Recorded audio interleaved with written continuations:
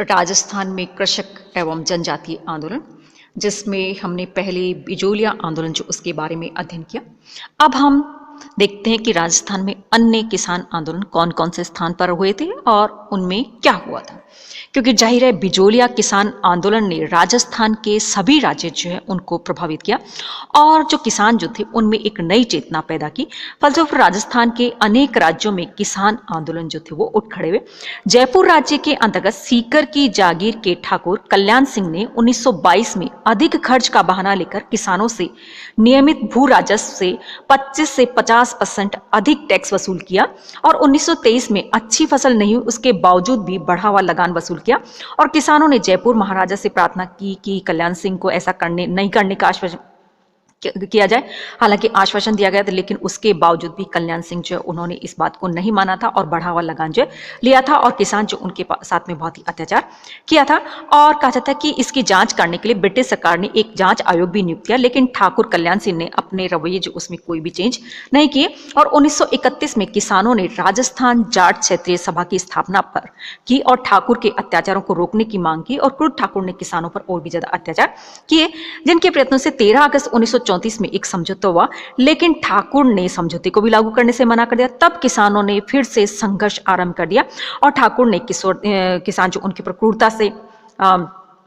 क्रूरतम अत्याचार किए। अंत में किसानों की एकता के सामने ठाकुर कल्याण सिंह को झुकना पड़ा और 15 मार्च 1935 को उनके बीच में समझौता हो गया और उनके बढ़े हुए टैक्स जो उनको कम किया गया। इसी प्रकार से सीकर जो है वहां पे भी जो शेखावटी जो है वो भी किसान आंदोलन जो उससे प्रभावित हुआ, क्योंकि यहाँ पर भी बहुत ज्यादा किसान जो है उनके ऊपर जुल्म ढाए जा रहे थे और इसी वजह से उन्होंने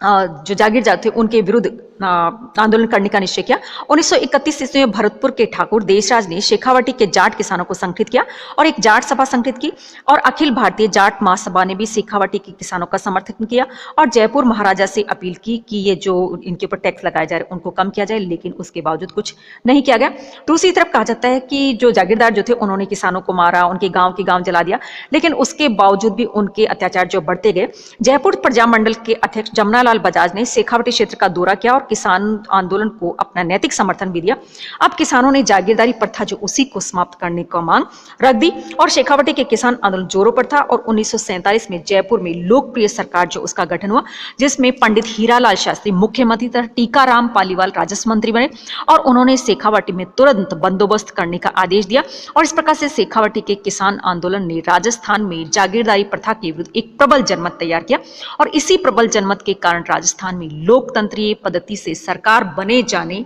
के बाद जागीरदारी प्रथा के उन्मूलन की दिशा में कार्य किया जाए। इसी प्रकार से मारवाड़ में भी किसानों की दशा जो थी बहुत ज्यादा खराब थी और 1923 में जयनारायण व्यास ने मारवाड़ हितकारिणी सभा जो उसका गठन किया, जिसमें जागीरदारों के विरुद्ध किसानों को जागृत किया गया और जयनारायण व्यास ने अपने समाचार पत्र तरुण राजस्थान के माध्यम से किसानों की दुर्दशा जो उसको जनता के सामने रखा और उनको जागरूक किया, लेकिन इसके साथ ही उनको अहिंसात्मक आंदोलन चलाने के लिए जागरूक किया और किसान कहा जाता है कि हितकारिणी सभा ने मारवाड़ की अवस्था और पोपाबाई की पोल शीर्षक से 2 पुस्तिकाएं जो वो भी निकालती, जिसमें कि किसानों की स्थिति जो उसके बारे में लिखा गया था और 1938 ईस्वी में मारवाड़ लोक परिषद की स्थापना की गई, जिसने किसानों की शिकायतों का समर्थन किया और लोक परिषद के प्रोत्साहन पर किसानों ने बेगार करने से तथा लागतें देने से इनकार कर दिया। इस पर जागीरदार द्वारा किसानों के साथ में मारपीट और बहुत ही ज्यादा बुरा व्यवहार किया जाने लगा, लेकिन उसके बावजूद भी किसान जो थे वो अपने आंदोलन जो उसके ऊपर डटे हुए थे। अंततः जाहिर है यहाँ पर भी किसान जो उनको रियायत देनी पड़ी और बहुत से टैक्स वगैरह जो उनको कम करना पड़ा। इसी प्रकार से अलवर जो है वो भी अछूता रहा। कहा जाता है कि अलवर में 80% से अधिक भूमि खालसा क्षेत्र थी और इस पर 1876 ईस्वी में बंदोबस्त हुआ, तब लगान में 6% की बढ़ोतरी की गई थी और 1900 ईस्वी में दूसरी बार मूल्यांकन करवाया गया, तब 1/3 से 2/5 भाग लगान डिसाइड किया गया था तथा अत्यधिक उपजाऊ भूमि से 50% लगान लेना निर्धारित हुआ, लेकिन राजपूत ब्राह्मणों, कानूनगो और किलेदार जैसे विशेषाधिकार वर्ग से केवल 1/4 लगान टैक्स डिसाइड किया गया और 1923-24 में तीसरी बार फिर से मूल्यांकन करवाया गया, तब लगान में 40% तक वृद्धि कर दी गई। इसके साथ ही राजपूत किसानों की पूर्व में दी गई रियायतें जो थी उनको भी समाप्त कर दिया और बानसूर और थानागजी निजामतों में भी लगान वृद्धि कर दी गई और लगान वृद्धि और राजपूत किसानों को पूर्व में दी गई सुविधाओं को समाप्त करना अलवर के खालसा क्षेत्र के किसान आंदोलन का प्रमुख कारण था।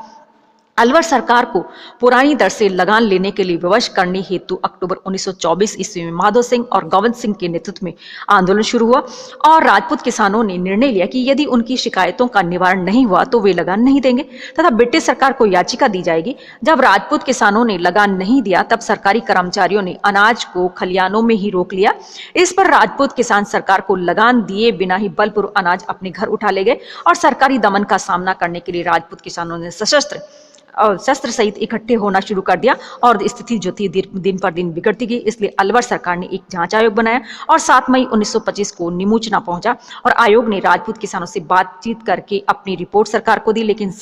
अलवर सरकार ने राजपूत किसानों को राहत देने का बजाय उनके आंदोलन जो उनको कुचलने का निश्चय किया था। दूसरी ओर किसानों ने अपने समर्थकों को नीमूचना में इकट्ठा करना शुरू किया और